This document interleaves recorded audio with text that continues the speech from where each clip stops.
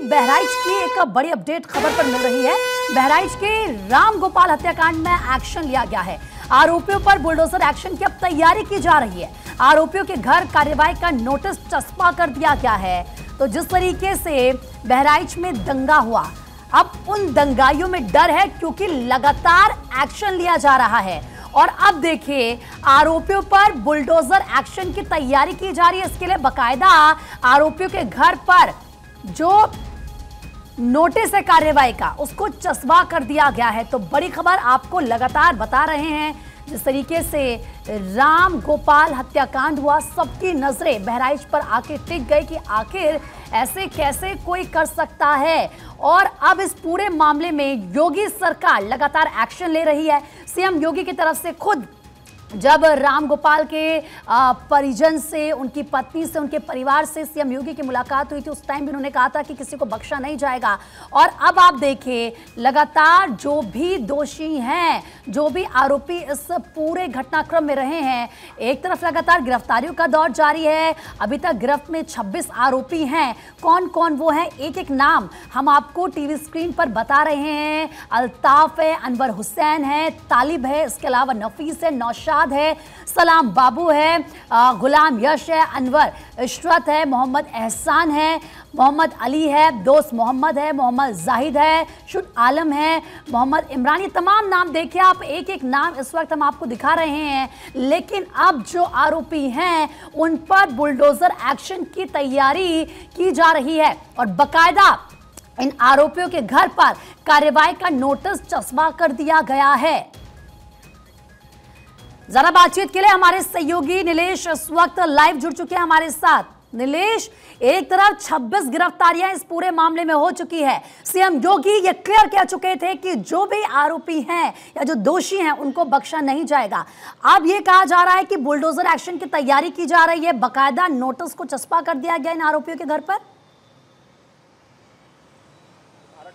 पर कल सबसे पहले बता दूं कि भारत 24 पर कल सबसे पहले एक्सक्लूसिव तस्वीरें दिखाई गई थी, जिन घरों पर नोटिस चस्पा की गई और साफ तौर पे कहा गया है कि 3 दिनों के अंदर जो जरूरी दस्तावेज हैं लोक निर्माण विभाग और बहराइच के जिलाधिकारी को उपलब्ध कराए जाए, अगर उन्होंने निर्माण करने से पहले परमिशन ली थी। अगर परमिशन नहीं ली थी तो ऐसी परिस्थितियों में उनके मकान और दुकान अवैध हो जाएंगे। कहीं ना कहीं आज सुबह की अगर हम बहराइच के महाराजगंज इलाके की बात करें तो जिन घरों पर नोटिस चस्पा की गई थी, उन घरों से जो महिलाएं हैं वो सामान निकालती हुए नजर आई हैं और महिलाओं ने उत्तर प्रदेश के मुख्यमंत्री योगी आदित्यनाथ और प्रधानमंत्री नरेंद्र मोदी से गुहार लगाई है कि जो आरोपी हैं उनको जेल भेजा जा चुका है, उनके ऊपर कार्रवाई हो रही है, लेकिन उनको बेघर ना किया जाए। हालांकि लोक निर्माण विभाग का जो नोटिस है उसमें साफ तौर पे कहा गया है कि जब जिले की कोई प्रमुख सड़क होती है, उस सड़क के किनारे अगर आप निर्माण करते हैं तो ऐसी परिस्थितियों में आपको जिलाधिकारी या लोक निर्माण विभाग से परमिशन लेनी होती है कि आप वहां पर निर्माण कार्य करने जा रहे हैं। अगर आपने परमिशन नहीं ली है तो ऐसी परिस्थितियों में आपका निर्माण अवैध हो जाता है। दस्तावेज मांगे गए हैं। फिलहाल जो जिन मकानों पर ये नोटिस चस्पा की गई उनमें से जो लोग दस्तावेज उपलब्ध करा देंगे उनके घरों पर कार्रवाई नहीं होगी। अगर दस्तावेज उपलब्ध नहीं कराते हैं तो ऐसी परिस्थितियों में एक बार फिर से उत्तर प्रदेश में बुलडोजर गरजता हुआ नजर आएगा। कहीं ना कहीं 13 अक्टूबर को महाराजगंज में जिस तरीके से मूर्ति विसर्जन के दौरान हिंसा हुई, हिंसा के दौरान राम गोपाल मिश्रा की गोली मारकर मौत कर दी गई। और उसके अलावा अभी तक की अगर हम गिरफ्तारियों की बात करें तो 87 आरोपियों को गिरफ्तार किया गया है। गिरफ्तार करने के साथ साथ बीएनएस की धाराओं में उनका चालान कर जेल भेजने की कार्रवाई की गई है। उसके अलावा सरफराज और तालीम जो कि मुख्य आरोपी थे, उनको भी हथियार बरामदगी के दौरान उनसे पुलिस की मुठभेड़ होती है। मुठभेड़ के बाद उनको भी गिरफ्तार किया जाता है और कल जो है 14 दिन की न्यायिक हिरासत में जेल भेजा गया है। तो पूरे प्रकरण को देखें तो जब पीड़ित परिवार ने उत्तर प्रदेश के मुख्यमंत्री योगी आदित्यनाथ से मुलाकात की थी तो योगी आदित्यनाथ ने पीड़ित परिवार को आश्वासन दिया था कि किसी भी हालत में किसी भी आरोपी को बख्शा नहीं जाएगा। लगातार जो वीडियो वायरल हैं उन वीडियो की पड़ताल की जा रही है, जांच की जा रही है और जो वीडियो में दिखने वाले लोग हैं उनकी पहचान कर जो है आगे की कार्रवाई लगातार बहराइच पुलिस कर रही है। अभी भी 4 आईपीएस वहां पर लगातार भ्रमणशील है। जनता से अपील की जा रही है, सोशल मीडिया पर विशेष निगरानी रखने के निर्देश है कि किसी भी हालत में अशांति ना फैलने दी जाए। क्योंकि 2017 में जब उत्तर प्रदेश में सरकार योगी आदित्यनाथ की बनी तो योगी आदित्यनाथ ने सख्त तेवर दिखाते हुए कहा था कि अगर उत्तर प्रदेश में आपको हिंसा करनी है, अराजकता फैलानी है तो ऐसे में आपकी जगह सिर्फ और सिर्फ जेल होगी। वही नतीजा है कि जिस तरीके से त्वरित कार्रवाई बहराइच में की गई है आरोपियों की, चाहे वो गिरफ्तारी हो या फिर जो है आरोपियों के ऊपर त्वरित एक्शन लेने की बात हो, स्थितियों को सामान्य करने की बात हो, उसी का नतीजा है कि इतनी जल्द जो है हालात लगभग सामान्य होते जा रहे हैं। फिलहाल देखना होगा कि बहराइच में जब 3 दिनों का समय नोटिस का पूरा होता है तो लोक निर्माण विभाग की तरफ से क्या बुलडोजर एक्शन लिया जाता है, या फिर जिन मकानों पर नोटिस चस्पा किया गया है उनके द्वारा जरूरी जो क्या जवाब दिया जाता है, क्या डॉक्यूमेंट्स दिए जाते हैं, ये तो देखना होगा। लेकिन एक बात बताइए, क्योंकि जिस तरीके से नोटिस चस्पा किया गया है, चाहे ये घर हो या फिर दुकानें हो, जैसे कि आपने कहा, लगभग कितनी इनकी संख्या होगी जहां पर इस नोटिस को लगाया गया है? देखिए, कल भारत 24 के कैमरे पर वो 23 नोटिसें कैद हुई थी जहां पर ये नोटिसें चस्पा की गई। अधिकांश दुकानें हैं और मकान हैं। ऐसे में मुख्य आरोपी जो अब्दुल हमीद है, जिनके घर के ऊपर राम गोपाल मिश्रा को गोली मारी गई थी, उनके घर पर भी नोटिस चस्पा की गई है। उसके अलावा आसपास और मस्जिद के किनारे की जो दुकानें हैं उन पर भी नोटिस चस्पा की गई हैं। कुल 23 ऐसे मकान हैं जिन पर लोक निर्माण विभाग ने अपनी नोटिस चस्पा की और नोटिस चस्पा करने के साथ साथ 3 दिनों का समय दिया है कि 3 दिनों के अंदर जरूरी दस्तावेज उपलब्ध करा दे, अन्यथा लोक निर्माण विभाग उनके ऊपर विधिक कार्रवाई करेगा। यानी कि कहा जा सकता है कि बुलडोजर एक्शन लिया जाएगा। फिलहाल अगर हम घरों की संख्या देखें तो जो 23 नोटिस चस्पा की गई हैं उसमें से 20 जो घर हैं वो मुस्लिम समुदाय के हैं और 3 घर जो हैं वो हिंदू समुदाय के हैं। अब देखना होगा जब नोटिस पीरियड खत्म होता है तो उसके बाद क्या कुछ एक्शन लोक निर्माण विभाग की तरफ से और बहराइच के जिलाधिकारी की तरफ से लिया जाता है।